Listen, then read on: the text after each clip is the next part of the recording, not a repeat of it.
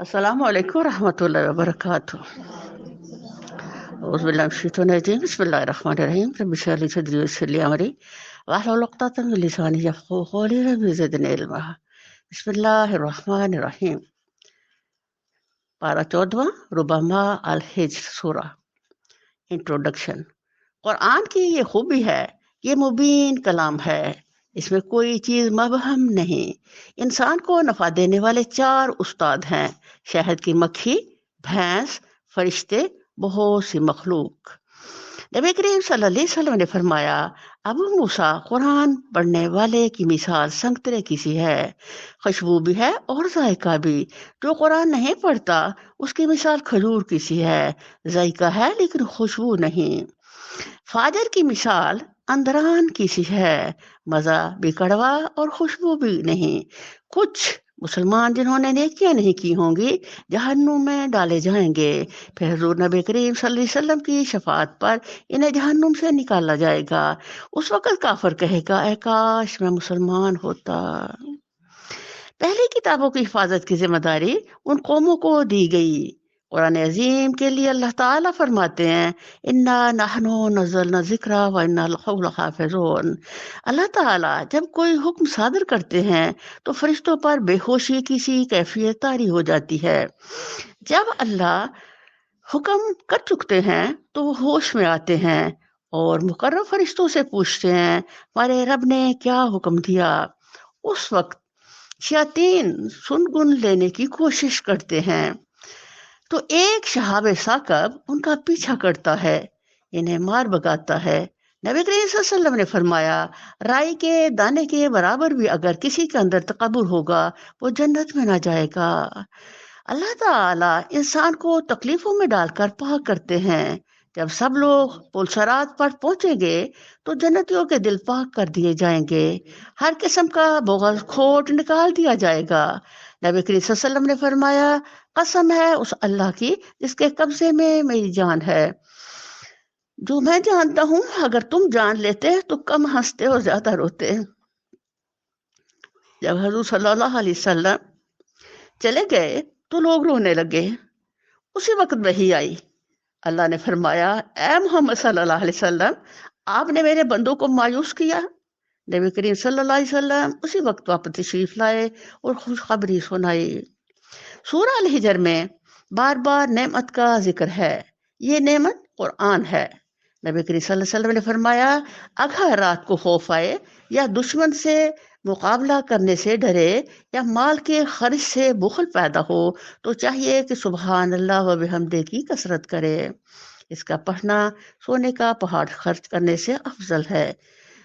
یہ چیزیں اگر ہمارے اندر نہ بھی ہو تو بھی ہمیں الحمدللہ دن میں 100 دفعہ سبحان اللہ و بحمدہ کی تسبیح ضرور ہی کر لینی چاہیے۔ شروع اللہ کے نام سے جو بڑا مہربان نہایت رحم کرنے والا ہے۔ 14 پارہ الحجر۔ الف لام را، یہ آیات ہیں کتاب الہی اور قرآن مبین کی۔ بعید نہیں کہ ایک وقت وہ آ جائے جب وہی لوگ جنہوں نے آج دعوت اسلام کو قبول کرنے سے انکار کر دیا ہے پچھتا پچھتا کر کہیں گے کہ کاش ہم نے سر تسلیم ختم کر دیا ہوتا۔ چھوڑو انہیں، دکھائیں، کھائیں پیئیں، مزے کریں اور بھلاوے میں ڈالے رکھے ان کو یہ جھوٹی امید۔ ان قریب انہیں معلوم ہو جائے گا ہم نے اس سے پہلے جس بستی کو بھی ہلاک کیا ہے اس کے لیے ایک خاص مہلت عمل لکھی جا چکی تھی۔ کوئی قوم نہ اپنے وقت مقرر سے پہلے ہلاک ہو سکتی ہے نہ اس کے بعد چھوٹ سکتی ہے۔ یہاں اللہ تعالیٰ فرما رہے ہیں کہ جو اللہ کی بات دعوت حق کو ماننے کے لیے تیار نہیں ہے انہیں چھوڑ دو۔ یہ دنیا کے اندر کھائیں پیئیں مزے کریں، یہ کھانا پینا جو ہے یہ تو جو بھی ذی روح ہے دنیا کے اندر اس کے لیے ہے۔ جانور بھی کھاتا پیتا ہے، انسان بھی کھاتا پیتا ہے۔ جان بھی اپنی زندگی اپنے طریقے سے انجوائے کرتا ہے، انسان بھی اپنے طریقے سے اپنی زندگی انجوائے کرتا ہے۔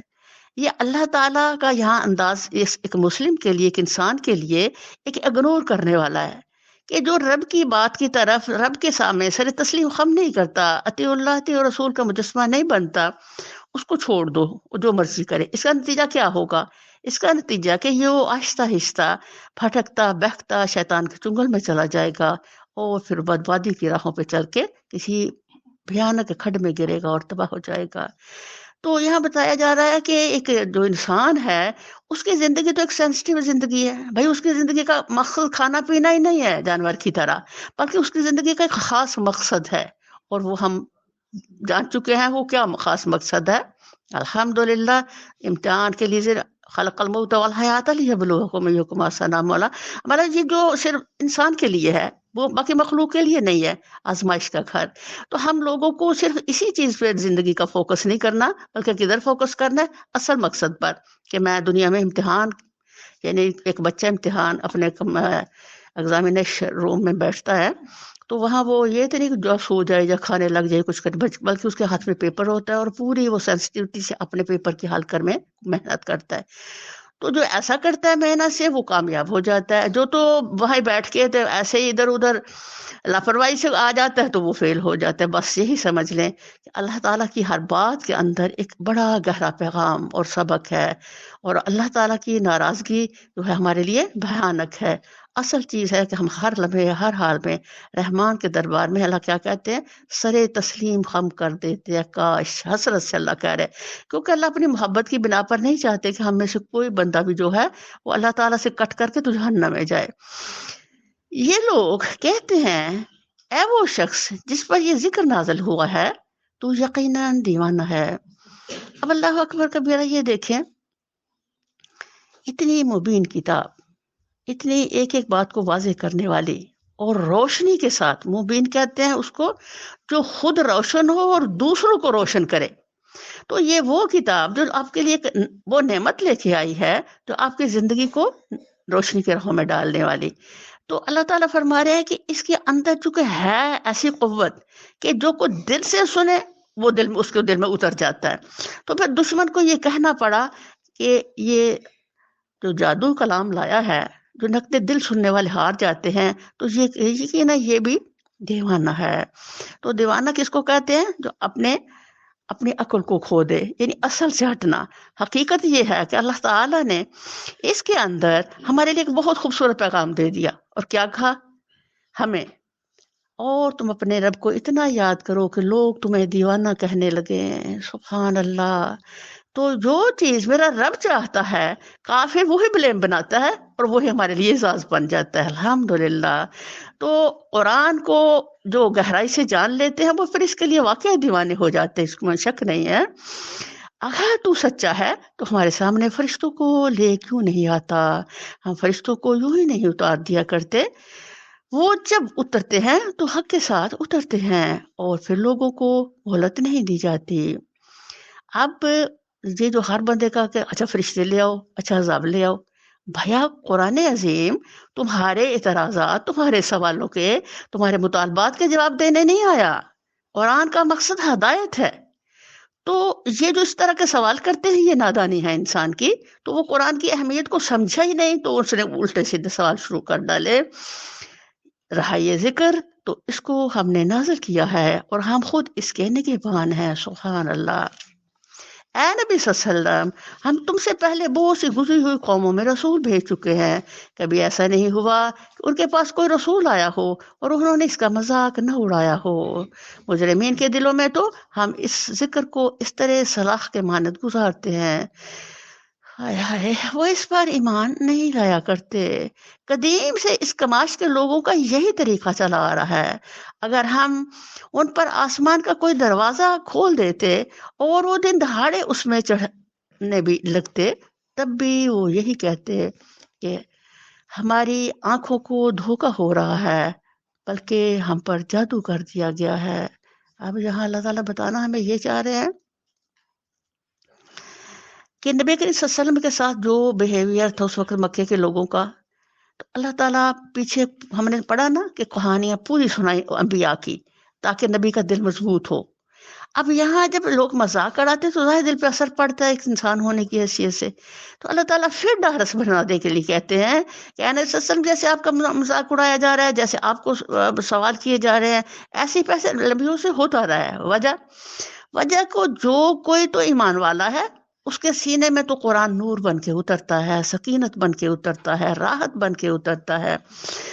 ایک خدا کا انعام بن کے اترتا ہے، ایک زندگی بن کے اترتا ہے. لیکن جو مجرم ہے اس کو یوں لگتا ہے کہ کوئی لوہے کی سلاخ اس کے سینے میں ڈال دیا.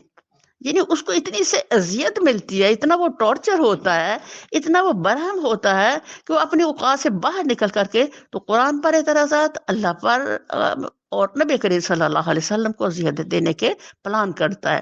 تو یہاں یہ فرما رہے اللہ کہ یہ ایک قرآن کسی کے لیے ہدایت ہے اور کسی کے لیے گمراہی، کسی کے لیے راحت ہے اور کسی کے لیے اذیت کا باعث. یہ ہماری کار فرمائی ہے کہ آسمان میں ہم نے بہت سے مضبوط قلعے بنائے، ان کو دیکھنے والوں کے لیے ستاروں سے آراستہ کیا اور ہر شیطان مردود سے ان کو محفوظ کر دیا. کوئی شیطان ان میں سے راہ نہیں پا سکتا الا یہ کہ کچھ سنگن لے لے، اور جب وہ سنگن لینے کی کوشش کرتا ہے تو ایک شعلہ روشن اس کا پیچھا کرتا ہے. اب ابھی دیکھا نا ہم نے کہ جب بھی فرشتے جو ان سے ہیں وہ دوسروں فرشتے سے پوچھتے اللہ کیا کہہ رہے تھے، تو اس وقت کچھ سنگن لے لیتے ہیں یہ شیاطین جو اوپر کو جاتے ہیں. تو اللہ تعالیٰ نے یہ شیاطین کے مخلوق میں بھی ایک بڑی قوت رکھی ہے. تو یہ آسمان کی طرف جاتے ہیں بہت دور تک، اور آسمان کے معاملات جب بھی قرآن اترنے لگا تو اس وقت بند کر دیا تھا ان کا اوپر سنگن لینا مکمل ہی. تو اسی طرح وہ اس وقت وہ پریشان ہو کر کے تو زمین میں بھاگتے پھرتے ہیں. وہ کہتے ہیں اوپر جو اس وقت انتظام ہوا ہے کوئی زمین میں خاص مسئلہ ہونے والا ہے، تو تبھی اسی بھاگ دوڑ میں وہ پھرتے ہیں اور ڈھونڈتے پھرتے ہیں ان اثرات کو جو زمین میں ہونے والے ہیں. اور کچھ لوگ جان گئے تھے کہ کوئی خاص معاملہ انسان کی ہدایت کا ہونے والا ہے، تو یہ فرشتوں کو، یہ شیطانوں کو جو اوپر کے جانے کا روک دیا گیا ہے. ہم نے زمین کو پھیلایا، اس میں پہاڑ جمائے، اس میں ہر نوع کی نباتات ٹھیک ٹھیک نپی تلی مقدار کے ساتھ اگائی، اور اس میں معیشت کے اسباب فراہم کیے تمہارے لیے بھی اور بہت سی مخلوقات کے لیے بھی جن کے رازق تم نہیں ہو. کوئی چیز ایسی نہیں جس کے خزانے ہمارے پاس نہ ہوں، اور جس چیز کو بھی ہم نازل کرتے ہیں ایک مقرر مقدار میں نازل کرتے ہیں. بارآور ہواؤں کو ہم ہی بھیجتے ہیں، پھر آسمان سے پانی برساتے ہیں اور اس پانی سے تمہیں سیراب کرتے ہیں. اس دولت کے خزانہ دار تم نہیں ہو، زندگی اور موت ہم دیتے ہیں اور ہم ہی سب کے وارث ہونے والے ہیں. اب سبحان اللہ، یہ دیکھیں اللہ تعالیٰ کائنات کے اندر جو اس کی صنعت ہے، جو انعامات ہیں، جو انسان کی راحتوں کے لیے اللہ میں نعمتیں دے رہے ہیں، ان چیزوں کو اللہ گن گن کر اس لیے بتا رہے ہیں تاکہ انسان اس پہ غور و فکر کرے کہ واقعی بھائی یہ سب کچھ کدھر سے آ رہا ہے، کیوں آ رہا ہے، کون دے رہا ہے، کچھ تو ہے اس کے پیچھے. تو پھر اللہ تعالیٰ اپنی نعمتوں، اپنی صنعت اور اپنے عظیم کاریگری اور انسان کے ساتھ جو اللہ تعالیٰ کا عطا و بخشش کا رویہ ہے اس کو اللہ پھر گن گن کے ان بہکے ہوئے لوگوں کے لیے خصوصی طور پر اتارتا ہے تاکہ انسان غور و فکر کرے اور یہ جان لے کہ اس کا رب کتنا مہربان ہے، کتنی عطاؤں کے دروازے اس نے اس کے لیے کھلے رکھے ہیں ہر لمحے، اور وہ کتنی انسان سے محبت کرتا ہے. پہلے جو لوگ تم میں سے ہو گزرے ہیں ان کو بھی ہم نے دیکھ رکھا ہے، اور بعد کے آنے والوں کو بھی آنے والے ہماری نگاہ میں ہیں. یقیناً تمہارا رب ان سب کو اکٹھا کرے گا، وہ حکیم بھی ہے اور علیم بھی. اللہ اکبر کبیرہ. یہاں اللہ تعالیٰ بتانا چاہ رہے کہ بھئی یہ دیکھو وہ کائنات کا رب جو ہے اس نے جب سے دنیا بنائی ہے اور جب تک یہ دنیا رہے گی وہ اس کا نظام چلا رہا ہے، اس کے علم میں ہے، اس کی نگاہ میں ہے، اور وہ پچھلے لوگوں کی کاریگری بھی اس کے پاس لکھی ہوئی موجود ہے، اور آئندہ آنے والے اس وقت بھی جو کر رہے ہیں سب کا وہ جاننے والا علیم ہے اور وہ حکیم ہے. اس لیے وہ حکیم ہے کہ اس نے کائنات کو حکمت پہ بنا پر چلانے کا ارادہ فرمایا، جس میں اس نے جو اپنے خاص کرم کیا وہ ہم پچھلی سورت میں پڑھ چکے کہ ایک ہی سورت کے اندر اللہ نے 2 دفعہ بتایا کہ رحم و کرم کا شیوا عرش پہ لکھا ہوا ہے. تو یہ حکیم ہونا جو ہے اس رحم و کرم کے شیوے کی بنا پر ہے کہ وہ اس کے اندر اتنی حکمت ہے میرے اللہ کے کہ وہ انتظار کرتا ہے کہ شاید میرا بندہ پلٹ آئے اور معافی مانگ لے اور صحیح رستے پہ چل جائے اور اسے میں معاف کر دوں.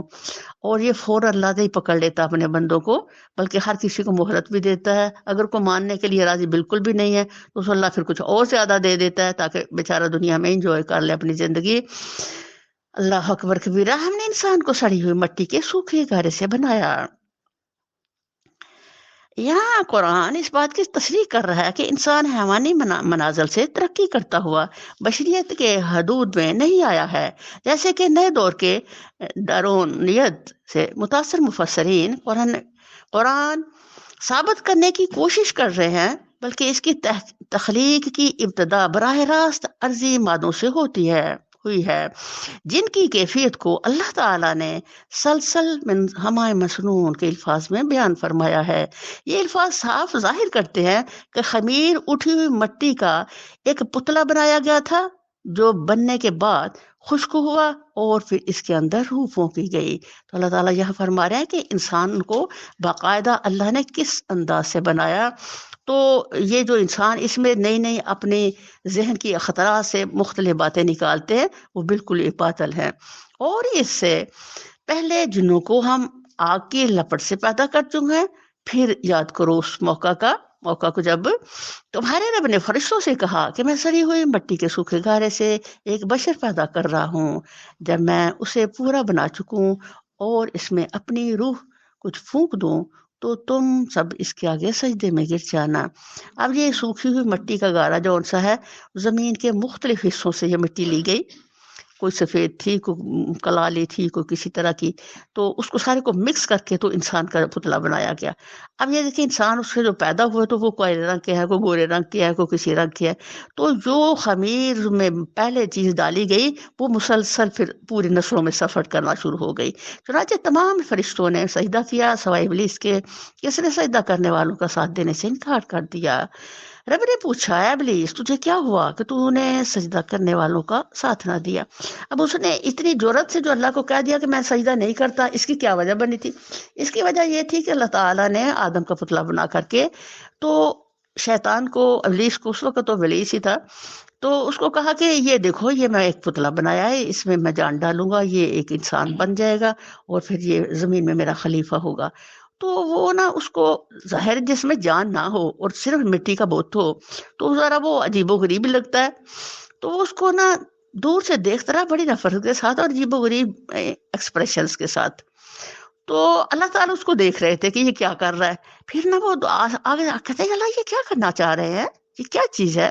آگے بڑھتا ہے تھوڑا سا تو ان کو انگلی لگاتا ہے اس پتلے کو، تو کہتے ہیں لو جی یہ تو کچھ بھی نہیں ہے، یہ تو بالکل میں تو کچھ کے اندر سے گزر سکتا ہوں۔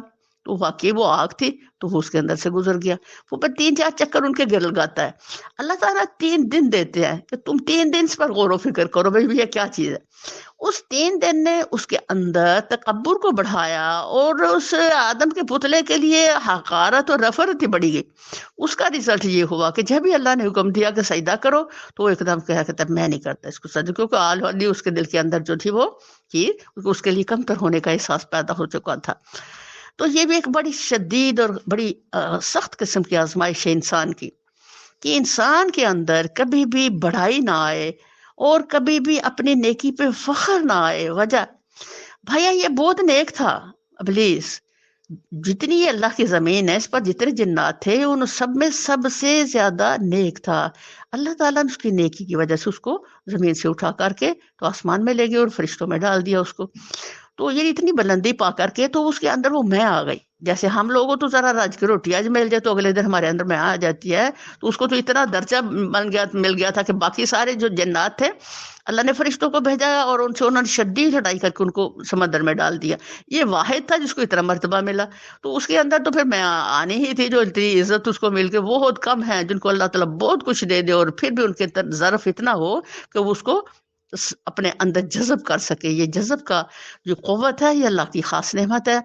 تو ورنہ ہم تو تھوڑا سا بھی ہم پیٹ بھر کے کھا لے تو فوراً ہم دوسروں کو حقیر سمجھنا شروع کر دیتے ہیں۔ تو اللہ تعالیٰ ہمیں یہ بتا رہے ہیں، یہ ہمارے لیے ایک عبرت اور نصیحت کا پیغام ہے کہ یہ ابلیس تمہارے لیے بڑی نصیحت ہے۔ انسان تو دیکھ کہ کس طرح یہ اپنے مقام سے گرایا گیا، تو ہمیشہ استغفار کر اور اس سے پناہ رحمان کی مانگ، اور کبھی بھی اپنے اندر میں کو نہ پنپنے دینا۔ یہ جو میں ہے نا نفس کی شرارت، اس سے ہمیشہ بچے رہنا اور اعوذ باللہ من الشیطان پڑھتے رہنا تاکہ تم رحمان کی پناہ میں۔ اور یہ جو نبی صلی اللہ علیہ وسلم معراج شریف پہ جاتے ہیں تو حضرت صلی اللہ علیہ وسلم کے پاس کیا تحفہ تھا؟ عاجزی۔ تو عاجزی ہے جو رحمان کے قریب ہمیں بلند کرتی ہے۔ اللہ ہمیں عاجز بنا دے، اللہ ہمارے دلوں کے اندر اتنی عاجزی بھر دے جس سے تو راضی ہو جائے میرے مالک۔ اس نے کہا میرا یہ کام نہیں ہے کہ میں اس بشر کو سجدہ کروں جسے تو نے سڑی ہوئی مٹی کے سوکھے گارے سے پیدا کیا ہے۔ رب نے فرمایا اچھا تو نکل جا یہاں سے، کیونکہ تو مردود ہے اور اب روز جزا تک تجھ پر لعنت ہے۔ اب دیکھو رحمان کی نافرمانی کوئی چھوٹی بات نہیں تھی، اسی لیے اتنے غصے سے اللہ نے یہ لعنت کا لفظ آخری استغفر اللہ استعمال اس کے لیے کیا کہ تجھے میں نے سب سے تیری مخلوق سے نکال کر کے اوپر بلندی دی، عزت دی، شرف دیا، تو اب تو جس رب نے تجھے شرف دیا تو اسی کا نافرمان ہو گیا۔ اسی طرح جب انسان جس کو اللہ بلند کرتا ہے تو وہ اللہ ہی کا نافرمان ہو جائے تو اللہ کو پھر اتنا ہی غصہ آ جاتا ہے جیسا ابلیس جتنا آیا تھا۔ اس نے عرض کیا میرے رب یہ بات ہے تو مجھے اس روز تک کے لیے مہلت دے جب کہ سب انسان دوبارہ اٹھائے جائیں گے۔ فرمایا اچھا تجھے مہلت ہے اس دن تک جس کا وقت ہمیں معلوم ہے۔ وہ بولا میرے رب جیسا تو نے مجھے بہکایا اسی طرح اب میں زمین میں ان کے لیے دل فریبیاں پیدا کر کے ان سب کو بہکا دوں گا سوائے تیرے ان بندوں کے جنہیں تو نے ان میں سے خالص کر لیا ہو۔ اللہ جلنا منہم، اللہ ہمیں خالص لوگوں میں شامل کر لے۔ اللہ تعالیٰ ہمیں مردود کی پناہ سے لے لے اپنی پناہ میں میرے مالک۔ فرمایا یہ راستہ ہے جو سیدھا مجھ تک پہنچتا ہے، بے شک جو میرے حقیقی بندے ہیں ان پر تیرا بس نہ چلے گا، تیرا بس تو صرف ان بہکے ہوئے لوگوں ہی پر چلے گا جو تیری پیروی کریں، اور ان سب کے لیے جہنم کی وعید ہے۔ اب یہ ہمارے لیے بڑی فکر کا مسئلہ ہے کہ وہ مرد شیطان، وہ ابلیس جس کو اللہ نے ہمیں انسان کو رسپیکٹ دے کر کے تو اس کو ایسے دفع کیا، اگر ہم اس کے ساتھ ہی بن جاتے ہیں تو میں اللہ کے نافرمان ہوئے۔ اللہ کے اس فخر کو ہمیں قائم رکھنا ہے کہ اللہ کہ جو میرے بندے وہ تیرے چنگل میں نہیں آئے گے، تو اللہ تعالیٰ ہمیں اپنا بندہ بنا لے۔ تو جب ہم اللہ کے بندے بن جائیں گے الحمدللہ تو پھر اللہ ہماری حفاظت فرمائے گا۔ اور بے شک اللہ تعالیٰ جب کسی کو بہت اپنے تقرب اور محبت سے پکارتے وہ کہتے ہیں میرا بندہ، تو سبحان اللہ، اللہ تو ہمیں بھی اپنے بندوں میں شامل فرما لے۔ یہ جہنم جس کی وعید پیروان ابلیس کے لیے کی گئی ہے، اس کے 7 دروازے ہیں، ہر دروازے کے لیے ان میں سے ایک حصہ مخصوص کر دیا گیا ہے۔ بخلاف اس کے متقی لوگ باغوں اور چشموں میں ہوں گے اور ان سے کہا جائے گا کہ داخل ہو جاؤ ان میں سلامتی کے ساتھ بے خوف و خطر۔ ان کے دلوں میں جو تھوڑی بہت کھوٹ کھپٹ ہوگی اسے ہم نکال دیں گے، وہ آپس میں بھائی بھائی بن کر آمنے سامنے تختوں پر بیٹھیں گے، انہیں نہ وہاں کسی مشقت سے پالا پڑے گا اور نہ وہاں سے نکالے جائیں گے۔ اب یہ دکھ اللہ تعالیٰ بار بار فرما رہے ہیں کہ جنت سے پہلے بھی ہمارے دلوں کو صاف کیا جائے گا جو ایک دوسرے سے ہماری ناراضگی ہیں، تو جنت میں جا کر بھی جو کھوٹ کھپٹ رہ جائے گی تھوڑی بہت اللہ پھر اس کو نکال دیں گے۔ یعنی یہ کہ جنت وہ دنیا ہے جس میں انسان جو ہے وہ ایک دوسرے کے لیے کوئی رنجش نہیں رکھے گا، دینوں میں سینوں میں پاکی ہوگی، پاکیزگی ہوگی، محبت سے لبریز ہوں گے۔ اللہ کرے اللہ تعالیٰ اس جنت کے اندر بھی ہماری کھوٹ کھپٹ نکال دے اور ہمارے دلوں کو ایک دوسرے سے جوڑ دے، تاکہ اللہ تیرے دین کے کام کے لیے ہم ایک سیسا پلائی ہوئی دیوار بن جائیں، اور اللہ تعالیٰ تیری محبت کو خریدنے کے لیے آج ہی ہم اپنے دلوں کو صاف کر لیں۔ اور یہ دیکھو آج یہ تو کل اللہ کریں گا جو ہم نکال ہی نہیں سکیں گے، تو آج کے لیے تو اللہ تعالیٰ نے فرمایا، وہ ایک جو حدیث پاک ہے کہ نبی صلی اللہ علیہ وسلم کے پاس جب صحابہ بیٹھے ہیں ایک آدمی آتا ہے تو نبی صلی اللہ علیہ وسلم نے فرمایا وہ دیکھو اگر کسی نے جنتی دیکھنا ہے تو اسے دیکھ لو، تو سبحان اللہ اگلے دن پھر وہی بندہ کسی نے جنتی دیکھنا اسے دیکھ لو، تیسرے دن بھی ایسا ہی ہوا، کسی نے جنتی دیکھ لو اسے دیکھ لو، تو صحابی ایک نے کہا میں دیکھوں اس کے گھر میں مہمان رہ کر کے کہ یہ کیا عمل کرتا ہے، تو جسے حضور نے اس کو جنت کی بشارت دی ہے، وہ 3 دن اس کے گھر میں رہتا ہے، وہ روٹین کے کام کروا اور زائد کچھ کرتا ہی نہیں، تو اس کو بتاتا ہے کہ میں یہ دیکھنے کے لیے تمہارے گھر میں مان رہا ہوں کہ یہ تم کیا کام کرتے ہو جو حضور نے تجھے جنتی کے، تو کہہ رہا ہے میں کوئی خاص کام نہیں کرتا، بس یہ کہ میرا دل سب کے لیے صاف ہے۔ تو یہ پتا چلا کہ دنیا کے اندر ہمارے دلوں کی صفائی بھی ہماری جنت کی گارنٹی بنتی ہے۔ تو اللہ کل تو آپ نے جو کھوٹ نکالنی آج آپ نکال کے ہمیں جنتیوں میں شامل کر دے۔ اور اللہ تعالیٰ روزانہ فرشتہ اتارتا ہے جو اللہ تعالیٰ سے فرماتے جاؤ ان سب لوگوں کو بخش دو جن کے اندر کسی کے لیے کوئی کھوٹ کھپٹ نہیں۔ تو اگر میرے دل میں کھوٹ کپٹ ہے تو پھر ظاہر ہے وہ جو جنتی میرے لیے مغفرت لے کے آتا ہے وہ میری واپس چلی جائے گی۔ تو اللہ تعالیٰ آپ آج ہی ہمارے دلوں کو دوسروں کے لیے کوٹ کپڑ سے صاف پاک کر کے تو جو فرشتہ آئے مغفرت کا پیغام لے کر اس میں ہمیں شامل فرما لے. وہ آپس میں بھائی بھائی بن کر آمنے سامنے تختوں پر بیٹھیں گے. سبحان اللہ. اچھا، آمنے سامنے بیٹھنا اور محبت کے اس ماحول میں بیٹھنا جو ہے قرآن یہ بھی بھائی جنت ہے ہماری الحمدللہ. تو اس میں محبتوں سے بیٹھ جائے جو ہے وہ بڑی راحت بخشتا ہے الحمدللہ. انہیں نہ وہاں کسی مشقت سے پالا پڑے گا اور نہ وہاں سے نکالے جائیں گے. اب یہ مشقتیں جو سی ہیں یہ زندگی کی ہیں. آخرت میں جو بھی زیادہ دنیا میں مشقت کرے گا، محنت کرے گا، تگ و دو کرے گا، طلب کرے گا اللہ کے راستے میں، کل الحمدللہ ہر قسم کی مشقت سے وہ اٹھا لیا جائے گا. اب یہ سودا ہے. اللہ تعالیٰ فرما رہے ہیں کہ تمہیں ابھی میں جو کہہ رہی تھی کہ بھائی آپ اپنے آپ کو کلی اللہ کے سپرد کریں. اللہ کے راستے میں محنت اور مشقت کے لیے یہ دنیاوی کبھی ٹیسٹ تو کرو اللہ کو. کبھی ہمیں دنیا کو کوئی مسئلہ آتا ہے تو ہم فوراً ڈگے ڈال دیتے ہیں، وہی لیٹ جاتے ہیں. تو کبھی اب کتنے دیر سے آپ قرآن سن رہے ہیں. اب میں کہتی ہوں یہی آپ سے میں کہہ رہی تھی کہ آپ اب دوسرے درجے میں آ جائیں. کون سا دوسرا درجہ؟ معرفت کی اگلی سیڑھی، کہ ہم پر اگر کوئی تکلیف آتی ہے تو الحمدللہ ہم اسے جذب کریں اور اس وقت اپنے آپ کو احساس دیں کہ یہ میری تکلیف میرے اللہ کی طرف سے آئی ہے، اس اللہ کے لیے جس کی میں بندی ہوں اور جو ذمہ دار ہے میری ہر رزق کا. تو اس اللہ نے جو مجھے بھیجا ہے یہ ایک میرا امتحان ہے، ٹیسٹ ہے. الحمدللہ میری محبت کا تقاضا یہ ہے کہ میں اسے برداشت کروں. انشاءاللہ بہت جلد نہ صرف وہ دکھ جاتا رہے گا بلکہ اسی جگہ اللہ دوہری نعمتوں سے نوازے گا. تو اس درجے پہ آنے کی محنت آپ کریں. یہ نہیں کہ ذرا مجھے مسئلہ آیا تو میں جلدی سے سارے گھر والوں کو ساتھ پہ اٹھا لوں اور یہ کہ شور کروں کہ یہ ہو گیا وہ ہوگا مجھے لے جاؤ ادھر اور ادھر. فوراً آئے کدھر؟ قرآن کی طرف. فوراً آئے اپنی اللہ کی نماز کی طرف اور دل سے اس سے رجوع کریں. انشاءاللہ آپ کو معجزے دکھائے گا. کبھی آپ دیکھیں تو ایسا کر کے پھر دیکھیں کہ الحمدللہ اس کی تقرب کے کیسے کیسے رحمت کے در کھلتے ہیں آپ پر اور کس کس طرح سے اللہ تعالیٰ پر سکینت نازل کرتا ہے.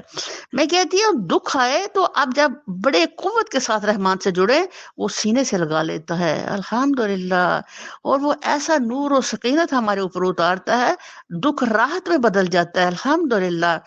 تو یہ چیز اللہ تعالیٰ ہمارے اندر اب ہمیں اس درجے میں لے جائے میرا مالک. دوسرے درجے میں پہلا درجہ تو بڑی طویل عرصے سے ہم قرآن پڑھ رہے ہیں الحمدللہ، لیکن اے میرے رب اب ہم تھوڑا معرفت میں ہمیں اوپر کر دے اپنی برکت اور رحمت کے ساتھ. اے نبی صلی اللہ علیہ وسلم میرے بندوں کو خبر دے دو کہ میں بہت درگزر کرنے والا اور رحیم ہوں، مگر اس کے ساتھ میرا عذاب بھی نہایت دردناک عذاب ہے. تدبر. اب ہم اس پر یہ غور و فکر اور گہرائی میں جاتے ہیں کہ یہ اللہ کی کیا خبر ہے ہمارے لیے، جبکہ پورے قرآن کے اندر اللہ تعالیٰ ہمیں یہ خبریں دے رہے ہیں. یہ کوئی خاص خبر ہے رحمان کی. اے نبی صلی اللہ علیہ وسلم میرے بندوں کو کہہ دو. پہلی بات کہ میرا کون کس کو کہتا ہے؟ جو اپنا ہو، جس سے محبت ہو، جس سے قربت ہو، جس سے کوئی خاص رشتہ ہو. کہتے ہیں یہ میرا بیٹا. اب کتنے بچے ہیں دنیا میں؟ بے حساب. لیکن میں میرا بیٹا اس کو کہوں گی جس کو میں نے جنم دیا. اللہ تعالیٰ میرے بندوں سے انتہائی گہری اور عمیق اور بڑی انتہائی قربت کے الفاظ سے بات آپ تک کر رہے ہیں آپ کے ساتھ، اور نبی صلی اللہ علیہ وسلم کو کہہ رہے ہیں میرے بندوں کو خبر دے دو کہ میں بہت درگزر کرنے والا ہوں. سبحان اللہ. کیونکہ اللہ جانتا ہے اور ہم خود بھی جانتے ہیں ہر قدم پہ غلطیاں کرنا ہمارا شیوا ہے. بات بات پہ ہم سلپ کرنا یہ ہماری کمزوری ہے. اور بہت کچھ ہم اچھے نیک بننے کے باوجود، قرآن پڑھنے کے باوجود، سجدوں کے باوجود، ارادی اور غیر ارادی غلطیاں ہم سے ہوتی ہی ہوتی رہتی ہیں. رحمان ان ہماری غلطیوں کی بنا پر ہمیں ایک خاص خوبصورت خبر محبت کی دے رہے ہیں کہ میں تم سے درگزر کا رویہ کیے ہوں کہ تم جو مرضی بھی. ہم ایک بات قرآن میں پڑھتے ہیں، ابھی ہم اس کے بعد اس کی خلاف ورزی کر ڈالتے ہیں. اس کا درگزر کیا ہے؟ اسے مجھے پھر توفیق دی میں کتاب اللہ کی طرف آؤں. اور کتاب اللہ وہ عظیم کلام ہے جو اپنی باتوں کو بار بار دہراتا ہے. یعنی مجھے سلپ کرنے کے بعد پھر نصیحت کرتا ہے، پھر نصیحت کرتا ہے. اور ایک اچھے استاد کا طریقہ یہی ہے کہ وہ اپنی بات کو دہرا کے تو ایک کمزور طالب علم کو بتائے کہ بھائی یہ غلطی ہوئی تم سے، اس کو ٹھیک کرو، اپنا کریکشن کرو. تو اللہ تعالیٰ یہ خوبصورت انداز اور بے پناہ محبت کے ساتھ ہمیں کہہ رہے ہیں کہ میں بہت درگزر کرنے والا ہوں اور رحیم ہوں. اس کی ہم نے پیچھے پڑھا ارحم الراحمین. الرحمان کیا تھا؟ اسٹل اس وقت جو رحمت ہے، ہم قرآن پڑھ رہے ہیں، یہ الرحمان کی صفت کی. رحیم وہ صفت ہے جو ہمیشگی کے لیے ہے، آج بھی اور حشر کے دن اور جنت میں بھی رحیم ہمارے ساتھ چلے گا. اللہ کہہ رہے ہیں کہ میں اپنے بندوں کے لیے ہمیشہ کی رحمت کرنے والا رب ہوں. لیکن یہ بھی یاد رکھو اس کے ساتھ میرا عذاب بھی نہایت دردناک عذاب ہے. یہ کہ تم ہر جو سلپ کرتے ہو، غلطیاں کرتے ہو، بھٹک بھٹک جاتے ہو، ایسا ہی نہ کرتے رہو. اب تھوڑا سا اسٹیبل بھی ہو جاؤ، تھوڑا اپنے آپ کو پورے کا پورا دین میں داخل کر کر کے، تو اس کی پابندیوں کو اپنے اوپر ڈال کر کے اپنے ظاہر باطن کو بہترین بھی بنا لو. اب تو اللہ تعالیٰ ہم میں بڑا ایک پیغام دے رہے ہیں کہ ہم لوگوں کو جو ہم چھوٹی چھوٹی غلطیاں ہیں نا، اس کو ہمیں سنبھلنا ہے اور رحیم رب کی اس رحمت کو خریدنا ہے، اسے راضی کرنا ہے، اور اللہ کے عذاب سے ڈرنے کے لیے ساتھ ساتھ ہمیں ہر لمحے کبھی اللہ اجرنا من النار، کبھی استغفر اللہ ربی من کل ذنب، وہ چیزیں جو ہمارے لیے دفاعی قوت ہے ان کے ساتھ ہمیں زندگی کا سفر کرنا ہے. اور انہیں ذرا ابراہیم کے مہمانوں کا قصہ سناؤ. جب وہ آئے اس کے ہاں اور کہا سلام ہو تم پر، تو اس نے کہا ہمیں تم سے ڈر لگتا ہے. انہوں نے جواب دیا ڈرو نہیں، ہم تمہیں ایک بڑے سیانے لڑکی کی بشارت دیتے ہیں. ابراہیم علیہ السلام نے کہا کیا تم اس بڑھاپے میں مجھے اولاد کی بشارت دیتے ہو؟ ذرا سوچو تو صحیح، یہ کیسی بشارت تم مجھے دے رہے ہو؟ اب دیکھو بات کیسے جڑی ہوئی ہے، قرآن کی ہر بات ایک دوسرے کے ساتھ بڑی گہری جڑی ہوئی ہے. اب اللہ تعالیٰ بتانا یہ چاہ رہے ہیں کہ اللہ تعالیٰ کے لیے کچھ بھی کرنا ناممکن نہیں ہے. بھائی یہ کائنات کن سے بن گئی. اب ابراہیم کی کہانی جو بہت دفعہ پڑھ چکے ہیں، اس کو اس ایک گہرے پوائنٹ کو یہاں جوڑنے کا مقصد یہ کہ وہ بندہ جو اب اس قابل نہیں رہا تھا کہ وہ بچے پیدا کرتا، تو اللہ تعالیٰ جو ان سے اس کے لیے کسی سبب کی ضرورت نہیں. بھائی مرد عورت جوانی ہوں یا اس قابل ہی ہوں، اللہ تعالیٰ بغیر باپ کے بھی پیدا کر سکتا ہے، بغیر ماں باپ کے بھی پیدا کر سکتا ہے، اور جب تم اس قابل نہیں ہوگے تو بچے پیدا کرو تو بھی وہ پیدا کر سکتا ہے. الحمدللہ. تو اس میں یہ بتایا جا رہا ہے کہ یہ دیکھو وہ کاریگر ایسا عظیم خلاق ابراہیم علیہ السلام سے کیا کہہ رہا ہے، کیا تم اس بڑھاپے مجھے اولاد کی بشارت دیتے ہو؟ ذرا سوچو تو صحیح، یہ کیسی بشارت تم مجھے دے رہے ہو؟ انہوں نے جواب دیا ہم تمہیں برحق بشارت دے رہے ہیں، تو مایوس نہ ہو. ابراہیم نے کہا اپنے رب کی رحمت سے مایوس تو گمراہ لوگ ہوا کرتے ہیں. پھر ابراہیم نے پوچھا علیہ السلام اے فرشتگان الہی، وہ مہم کیا ہے جس پر آپ حضرات تشریف لائے ہیں؟ وہ بولے ہم ایک مجرم قوم کی طرف بھیجے گئے ہیں.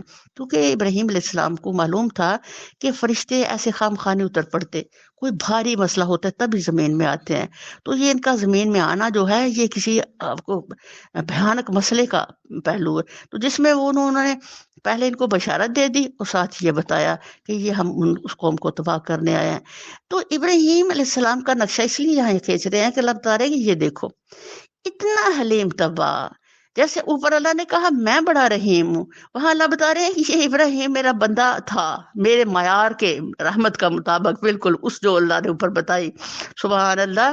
تو اس کو جو بشارت بڑھاپے میں ملتی ہے تو وہ اپنی بشارت کو وہی بھول جاتا ہے، اور وہ اس کے اندر اتنا دوسروں کے لیے خیر خواہی تھی کہ وہ فرشتوں سے جھگڑنا شروع کر دیتا ہے کہ نہیں ابھی بھی عذاب ان پر نہ ڈالیں آپ، کیونکہ وہاں لوط موجود ہے. جب کبھی کوئی پیغمبر ہوتا ہے تو اس کو عذاب اس قوم کو نہیں ملتا. تو وہ آگے سے کہتے ہیں کہ ہمیں پتہ ہے وہ لوط موجود ہے، یہ اللہ کا حکم آ چکا ہے اور اس کو کوئی ٹال نہیں سکتا. تو یہاں ابراہیم علیہ السلام کی اس جو اس کے دل میں بہت ایک رحمت کا پہلو تھا اس کو اجاگر کیا جا رہا ہے. ابراہیم نے کہا اپنی رحمت کی مایوس تو گمراہ لوگ ہوا کرتے ہیں. پھر ابراہیم نے پوچھا فرشتگان الہی وہ مہم کیا ہے جس پر آپ حضرات تشریف لائے ہو؟ وہ بولے ہم ایک مجرم قوم کی طرف بھیجے گئے ہیں. حضرت صرف لوط کے گھر والے مستثنا ہیں، ان سب کو ہم بچا لیں گے سوائے اس کی بیوی کے، جس کے لیے اللہ فرماتا ہے ہم نے مقدر کر دیا ہے کہ پیچھے رہ جانے والوں میں شامل رہے گی. اب یہ دیکھو بیویاں ہی ہیں نا، ایک یہ بیوی ہے ابراہیم کی، سبحان اللہ، جس سے فرشتے باتیں کر رہے ہیں، جو ان کے ساتھ مسکرا رہی ہے. تو پورے ایکشن اللہ نے قرآن میں ڈال دیے کہ کس طرح جب خوشخبری ملتی ہے تو وہ بے ساختہ اپنے ہاتھوں کو اپنے منہ پہ مار کے کہتی ہائے اللہ اس بڑھاپے میری اولاد ہوگی. تو کتنا بھی خوش بخت وہ لوگ تھے. لیکن یہ بھی ایک بیوی ہے جو خدا کی نافرمان ہے، خاوند کے نافرمان ہے، اللہ کے دین کو مان کر راضی نہیں ہے، خدا کے دشمنوں کے ساتھ وہ پورا تعلق رکھتی ہے، تو اللہ تعالیٰ اس کے لیے کتنا بھیانک فیصلہ فرماتے ہیں۔ پھر جب یہ فرشتہ یہ فرشتہ دے لوط کے ہاں پہنچے تو اس نے کہا آپ لوگ اجنبی معلوم ہوتے ہو۔ انہوں نے جواب دیا نہیں، بلکہ ہم وہی چیز لے کر آئے ہیں جس کے آنے میں یہ لوگ شک کر رہے ہیں۔ ہم تم سے سچ کہتے ہیں کہ ہم حق کے ساتھ تمہارے پاس آئے ہیں، لہذا اب تم کچھ رات رہے اپنے گھر والوں کو لے کر نکل جاؤ اور خود ان کے پیچھے پیچھے چلو، تم میں سے کوئی پلٹ کر نہ دیکھے، بس سیدھے چلے جاؤ جدھر جانے کا تمہیں حکم دیا گیا ہے۔ اور اسے ہم نے اپنا یہ فیصلہ پہنچا دیا کہ صبح ہوتے ہوتے ان لوگوں کی جڑ کاٹ دی جائے گی۔ استغفر اللہ ربی من کل ذنب۔ یہ دیکھیں کہ اتنی قوموں کے ہم تذکرے پڑھ رہے ہیں، لیکن یہ جو لوط کی قوم تھی یہ ساری قوموں سے بدترین تھی۔ انہوں نے اب جیسے آدم علیہ السلام کے 2 بیٹوں میں ایک نے غلطی کی، تو اب اس کے لیے نبی صلی اللہ علیہ وسلم نے فرمایا کہ ادھی جہنم کا عذاب اس کو ہوگا۔ یعنی کوئی بھی اگر نیکی کو رائج کرتا ہے تو اس کا اتنا اس کو اجر ملے گا، اگر کوئی گناہ کو کرتا ہے تو وہ گناہ ہمیں جب تک چلتا رہے گا تو اس کا عذاب ملتا رہے گا، گناہ اس کے پلے میں ڈلتا رہے گا۔ اللہ اکبر۔ پھر تو اللہ تعالیٰ یہ فرما رہے ہیں کہ یہ اتنی بدترین قوم تھی کہ اس نے وہ گناہ کا آغاز کیا جو اس سے پہلے کبھی نہ ہوا تھا، تو اس وجہ سے ان کو ایسا شدید عذاب ہوا کہ دنیا میں جتنی قوموں کو اب تک عذاب ہیں ان کے نشانات باقی ہیں، ان کو کیونکہ گھر باقی ہیں، ان علاقوں میں ان کے اثرات باقی ہیں۔ یہ واحد قوم ہے کہ عذاب بھی شدید ترین، اور پھر ان کو زمین میں ایسا دھسایا کہ اب اس کے اوپر کالا پانی کھڑا ہے، بحیرہ مردار اس کا نام ہے، اور وہ کوئی زیرو کوئی کیڑا مکوڑا بھی وہاں جا نہیں سکتا، زندگی کا نشان ہے، اور اب بھی ہیبت ناک منظر ہے اس علاقے کا۔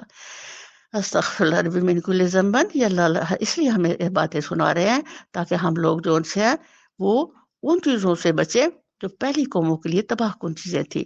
ابھی یہ جو ان کا جرم تھا اب پھر انسانوں میں وہی آ گیا، جبکہ قرآن اعلان کر کر بتا رہا ہے کہ بدترین جرم ہے، اس کی سزا بڑی سخت ہے، تو سزا سے بچنے کے لیے اللہ اکبر کبیرہ، انسان کو ان جرائم کو چھوڑ دینا چاہیے، اللہ کو اسے ہی ناپسند ہے۔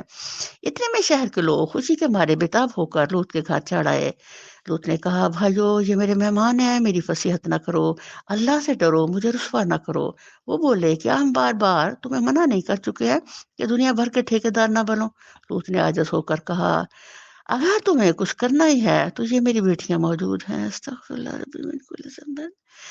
تیری جان کی قسم ہے نبی صلی اللہ علیہ وسلم، اس وقت ان پر ایک نشہ چڑھا ہوا تھا جس میں وہ آپے سے باہر ہوئے جاتے تھے، آخر کو وہ پھٹتے ہی ان کو ایک زبردست دھماکے نے آ لیا، اور ہم نے اس بستی کو تلفٹ کر کے رکھ دیا اور ان پر پکی ہوئی مٹی کے پتھروں کی بارش برسا دی۔ استغفر اللہ ربی من۔ یہ دیکھو کہ واقعی انسان جو ہے جب اس کا دماغ خراب ہوتا ہے تو وہ اس حد تک ہو جاتا ہے کہ وہ اپنی اوقات کو بھول جاتا ہے، تو خود ہی اپنے آپ کو تباہی کی کھڈوں میں گرا دیتا ہے۔ ہائے ہائے، اس واقعے میں بڑی نشانی ہے ان لوگوں کے لیے جو صاحب فراست ہے، اور وہ علاقہ جہاں یہ واقعہ پیش آیا تھا گزرگاہ عام پر واقعہ ہے۔ یعنی یہ جو واقعہ جس علاقے میں پیش آیا وہ کہیں دور دراز نہیں ہے کہ لوگ کہیں کہ پتہ نہیں کب کا واقعہ اور کدھر وہ دنیا ہے۔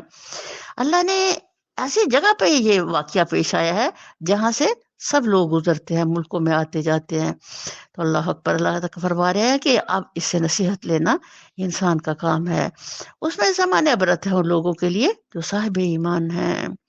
اور ایکا والے ظالم تھے، ایکا والے جو تھے یہ جہاں شعیب علیہ السلام جس علاقے میں بھیجے گئے مدین میں، ان میں ایک درخت تھا ایکا بہت بڑا، تو ان لوگوں نے کچھ ساروں نے نہیں، کچھ لوگوں نے ایکا درخت کو اپنا خدا بنا لیا اور اس کے نیچے بیٹھ کے تھے، کچھ اس کی نا عبادت کرتے، من کرتے رہتے، پتہ نہیں کیا وہ پڑھتے تھے جس کا خود بھی شاید ان کو پتہ نہ کہ ہم کیا پڑھ رہے ہیں۔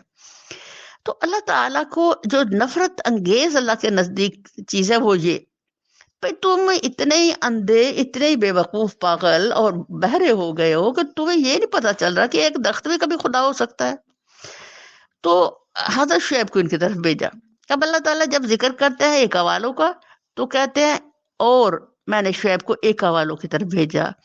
یہ نہیں کہا کہ قوم تو حضرت شعیب کی تھی یہ، لیکن نفرت کی وجہ نے اللہ نے یہ نہیں کہا کہ یہ شعیب کی قوم ہی نہیں ہے. لیکن جب دوسرے مدین کے حصے کی طرف بات ہوتی ہے تو اللہ کہتے ہیں میں نے شعیب کو اس کی قوم کی طرف بھیجا. یعنی یہ شرک اللہ کے نزدیک اتنا نفرت انگیز ہے کہ اللہ ایک نبی کے ساتھ اس کو منسوب ہی نہیں کرتا. تو دیکھ لو کہ ہم نے بھی ان سے انتقام لیا اور ان دونوں قوموں کے اجڑے ہوئے علاقے کھلے راستے پر واقع ہے. ہجر کے لوگ بھی رسولوں کی تکذیب کر چکے ہیں. ہم نے اپنی آیات ان کے پاس بھیجی، اپنی نشانیاں ان کو دکھائیں، مگر وہ سب کو نظر انداز ہی کرتے رہے. وہ پہاڑ تراش تراش کر مکان بناتے تھے اور اپنی جگہ بالکل بے خوف اور مطمئن تھے. آخرکار ایک زبردست دھماکے نے ان کو صبح ہوتے آ لیا اور ان کی کمائی ان کے کچھ کام نہ آئی. اب یہ بھی گزرگاہ رستے میں موجود ہے یہ بستی بھی. اللہ اکبر کبیرہ. اللہ نے ان لوگوں کو اتنی نعمتیں دیں، اتنی جسمانی قوتیں دیں، اتنے ان کے ہائٹ تھے، قد تھے، اور عقل و شکل میں اور ذہانت میں، فطانت میں اور زندگی گزارنے کے طریقوں میں یہ اتنے منفرد اعلیٰ تھے کہ پہاڑوں کے اندر اس قدر خوبصورت محل تراش کرتے اور پھر اس پر فخر کرتے. اصل مجرم کیسے انسان بنتا ہے؟ جب اپنی کسی بھی کاریگری پہ فخر کرتا ہے. بھیا جو تم بنا رہے ہو اللہ کی دی ہوئی عقل سے بنا رہے ہو، جو کچھ تم اتنے عظیم کام کر رہے ہو اللہ کی دی ہوئی قوت سے کر رہے ہو. تو جب انسان یہ سمجھے میں سب کچھ اپنے رحمان کی رحمت سے کر رہا ہوں تو وہ نفع بخش ہو گئی. جب وہ اس پر اترایا تو وہ تباہ ہو گیا. ہم نے زمین اور آسمانوں کو اور ان کے سب موجودات کو حق کے سوا کسی اور بنیاد پر خلق نہیں کیا ہے، اور فیصلے کی گھڑی یقیناً آنے والی ہے. پس اے نبی صلی اللہ علیہ وسلم تم ان لوگوں کی بےہودگیوں پر شریفانہ درگزر سے کام لو. یقیناً تمہارا رب سب کا خالق ہے اور سب کچھ جانتا ہے. ہم نے تم کو 7 ایسی آیتیں دے رکھی ہیں جو بار بار دہرائی جانے کے لائق ہے. سبحان اللہ. سورۃ فاتح. اور تمہیں قرآن عظیم عطا کیا ہے. تم اس بتائے دنیا کی طرف آنکھ اٹھا کر نہ دیکھو جو ہم نے ان میں سے مختلف قسم کے لوگوں کو دے رکھی ہیں، اور نہ ان کے حال پر اپنا دل کڑاؤ. انہیں چھوڑ کر ایمان لانے والوں کی طرف جھک جاؤ. محاورہ. وقف جناح کا للمومنین، یہ قرآن کا محاورہ ہے. اب جناح لفظ کون سا ہے؟ جناح کا معنی ہے پر. اب آپ دیکھیں کہ انسان کے پر تو نہیں نہ ہوتے، انسان کے تو بازو ہوتے ہیں، لیکن اللہ تعالیٰ جب بھی عربی محاورہ استعمال کرتے ہیں کسی کے بازو کے لیے، قوت کے لیے، تو جناح لفظ استعمال کرتے ہیں محاورے میں. نبی کریم صلی اللہ علیہ وسلم کے لیے یہاں خاص کہا گیا ہے کہ آپ ایمان لانے والوں کو اپنے رحمت کے پروں میں لے کر کے رکھیں. اس کا یہ مطلب ہے. تو یہاں ہم ترجمہ تو یہ کر رہے ہیں نا کہ انہیں ایمان والوں کی طرف جھکیں، لیکن محاورے کے لحاظ سے اس کے معنی بنتے ہیں وَخْفِضْ جَنَاحَكَ لِلْمُؤْمِنِينَ، تو مومنوں کو اپنے پروں میں لے لو. تو نبی صلی اللہ علیہ وسلم کے لیے یہ خاص رعایت ہے کہ نبی صلی اللہ علیہ وسلم اپنی رحمت اور اپنے مومن بندوں کے ساتھ رحمت کے سلوک میں رعایت فرماتے تھے. یعنی مثال کے طور پر ایک عورت آتی ہے اور آ کے کہتی ہے کہ نبی صلی اللہ علیہ وسلم مجھ سے زنا ہو گیا ہے، مجھے سزا دے. نبی صلی اللہ علیہ وسلم نے فرمایا جاؤ. تو وہ کہتے مجھے بچہ ہونے والا ہے. نبی صلی اللہ علیہ وسلم جاؤ بچے کو جنم دو. پھر آتی ہے وہ اس کے اندر اتنی گلٹی ہے اپنے گناہ پر کہ حضور اس کو بار بار اگنور کر کر کے بھیج رہے ہیں، جاؤ اس کو دودھ پلاؤ، جاؤ اس کو پالو. مقصد یہ تھا کہ تم چلی جاؤ اور خدا تمہیں معاف کرنے والا ہے. لیکن وہ پھر بار بار آ رہی تھی اس احساس کے کہ اس کے اندر کو احساس گناہ اسے سکون نہیں لینے دے رہا تھا. تو یہ جو حضور صلی اللہ علیہ وسلم اس کو بار بار کہہ رہے کہ جاؤ تم جاؤ، یہ کر لو وہ کر لو. تو یہ حضور کی خصوصی رائے تھی جو نبی صلی اللہ علیہ وسلم اس کو دے رہے تھے. اس طرح ایک بندہ آ کے کہتا ہے کہ نبی صلی اللہ علیہ وسلم میں اسلام تو لاتا ہوں لیکن میں نے نمازیں 2 پڑھنی ہیں. تو حضور صلی اللہ علیہ وسلم نے کلمہ اس کو پڑھایا، وہ مسلمان ہوا. تو وہ یہ کہتا ہوا کہ میں نے نمازیں 2 پڑھی. پھر پڑھ لو 2. تو صحابہ بڑے ایک دم سے نا وہ ہوئے کہ یہ کیا کوئی رایت آ گئی اسلام کے اندر، نماز تو ہمیشہ 5 ہوئی ہے، یہ 2 نماز کی رایت نبی صلی اللہ علیہ وسلم کیسے دے دی. جب اسے پوچھا گیا تو نبی صلی اللہ علیہ وسلم نے فرمایا جب اس کو 2 نماز کی لذت آئے گی تو یہ خود ہی 5 پڑھنے لگ جائے گا. تو یہ کہنا نبی کی رایت تھا کہ اپنے جو رحمت کے پر ہیں ان میں اپنے، ظاہر ہے جب اس طرح ہوتا تھا نبی صلی اللہ علیہ وسلم اس بندے کے لیے دعا بھی کرتے تھے، اور نبی کی دعا اللہ کے دربار میں بڑی قبولیت والی. تو اس محاورے سے نبی صلی اللہ علیہ وسلم کے لیے خصوصی رعایت ہے کہ آپ اپنے ایمان والوں کو اپنے رحمت کے پروں میں لے کر کے رکھیں اور ان کے ساتھ رعایت رکھیں. تو یہ خاص محاورہ ہے نبی صلی اللہ علیہ وسلم پر اللہ تعالیٰ نے کیا. اور نہ ماننے والوں سے کہہ دو کہ میں تو صاف صاف تنبیہ کرنے والا ہوں. یہ اسی طرح کی تنبیہ ہے جیسے ہم نے ان تفرقہ بردازوں کی طرف بھیجی تھی جنہوں نے اپنے قرآن کو ٹکڑے ٹکڑے کر ڈالا ہے. ہائے، تو قسم ہے تیرے رب کی، ہم ضرور ان سب سے پوچھیں گے کہ تم کیا کرتے رہے ہو. بس اے نبی صلی اللہ علیہ وسلم، جس چیز کا تمہیں حکم دیا جا رہا ہے اسے ہاں کے پکارے کہہ دو، اور شرک کرنے والوں کی ذرا بھی پرواہ نہ کرو. ہاں کے پکارے کا کیا مطلب؟ ہر حال میں آپ اللہ کی بات کو ان تک پہنچاتے جائیں. تمہاری طرف سے ہم ان مذاق اڑانے والوں کی خبر لینے کے لیے کافی ہیں جو اللہ کے ساتھ کسی اور کو بھی خدا قرار دیتے ہیں، ان قریب انہیں معلوم ہو جائے گا. اب نبی صلی اللہ علیہ وسلم کا مذاق اڑا رہے ہیں، جوان لڑکے تھے وہ. تو اللہ تعالیٰ یہ اس لیے بات کر رہے ہیں. ایک دم سے جبریل علیہ السلام اپنا پر ان پر مارتے ہیں، وہ سارے ہی جوان زخمی ہو جاتے ہیں، اور اسی زخم کے بنا پر پھر ان کو موت آ جاتی ہے. تو اللہ تعالیٰ نبی صلی اللہ علیہ وسلم فرما رہے ہیں جو آپ کا جو مذاق اڑا رہے ہیں تو اللہ تعالیٰ کافی ہے بدلہ لینے کے لیے. اور جبریل علیہ السلام وہ فرشتے ہیں جن کا شروع ہی سے ہر پیغمبر کے ساتھ ڈیوٹی رہی ہے. الحمدللہ ہمیں معلوم ہے کہ جو باتیں یہ لوگ تم پر بناتے ہیں ان سے تمہارے دل کو سخت کوفت ہوتی ہے. اس کا علاج یہ ہے کہ اپنے رب کی حمد کے ساتھ اس کی تسبیح کرو، اس کی جگہ میں سجدہ بجا لاؤ، اور اس آخری گھڑی تک اپنے رب کی بندگی کرتے رہو جس کا آنا یقینی ہے. اب سبحان اللہ و بحمدہ سبحان اللہ العظیم. اللہ تعالیٰ فرما رہے ہیں کہ حمد کرو میری، سبحان اللہ و بحمدہ سبحان اللہ العظیم. اس لیے کہ حمد سے کیا ہوتا ہے؟ اپنی نیکیوں کا پلہ بھاری. تسبیح سے کیا ہوتا ہے؟ اللہ تعالیٰ کا بے نیاز ہونا، عالیشان والا ہونے کی تصدیق کرنا. یہ وہ دو نعمتیں ہیں جو ایک تو میری دعا قبول، تسبیح دعا قبول کراتی ہے، اور حمد میرے عمل کو بزنی کرتی ہے. یہ دو نعمتیں میری زندگی میں ایسے ہونی چاہیے جیسے میرے سانس چل رہا ہے. ہر وقت سانس چل رہا ہے نا، تو ہر وقت میرے اندر کیا ہونا چاہیے؟ سبحان اللہ و بحمدہ سبحان اللہ العظیم. جو بات نبی صلی اللہ علیہ وسلم کو حکم دیا گیا ہے وہ ایکچوئل ہمیں حکم دیا گیا ہے. ہم اگر ہر لمحے اللہ کے تسبیح و تحلیل میں لگے رہیں گے تو انشاءاللہ جو پریشانیوں سے نجات کے لیے ایکچوئل یہ تسبیح دی جا رہی ہے کہ لوگ مذاق اڑا رہے ہیں، لوگ دکھ دے رہے ہیں، اذیتیں دے رہے ہیں، کوفت دے رہے ہیں. تو جب بھی انسان، ہم بھی اپنے گھر کے اندر یا باہر کہیں بھی ہمیں کوئی ٹارچر کرے تو ہمیں بجائے اس سے لڑائی کرنا ہے کہ کیا کرنا ہے؟ اپنے رب سے جڑنا ہے اور اس کی تسبیح و تحلیل کرنی ہے. اس کے برکت سے ہمارے سارے معاملے سیدھے ہو جائیں گے. یہ حقیقتاً ڈائگنوز نعمتیں ہیں قرآن کے اندر ہمارے لیے. تم کو زندگی کے مسئلے کے اندر کوئی مسئلہ آئے تو تم کو کیسے اس کا دفاع کرنا ہے. تو الحمدللہ یہ انتہائی خوبصورت دفاع ہے جو ہم کو دن کے اندر بھی، میں نے کہا نا، ایک تسبیح سبحان اللہ و بحمدہ کی ضرور کر لیا کرے، اور پھر سبحان اللہ و بحمدہ سبحان اللہ العظیم یہ کر لیا کرے. پھر سبحان اللہ و بحمدہ سبحان اللہ العظیم استغفر اللہ العظیم ہے تو بولے اس کی کر لیا کرے. یعنی الحمدللہ یہ وہ خزانے ہیں جو آپ کے لیے دین و دنیا اور دنیا آخرت اور جنت کی خریداری کا باعث بنتے ہیں.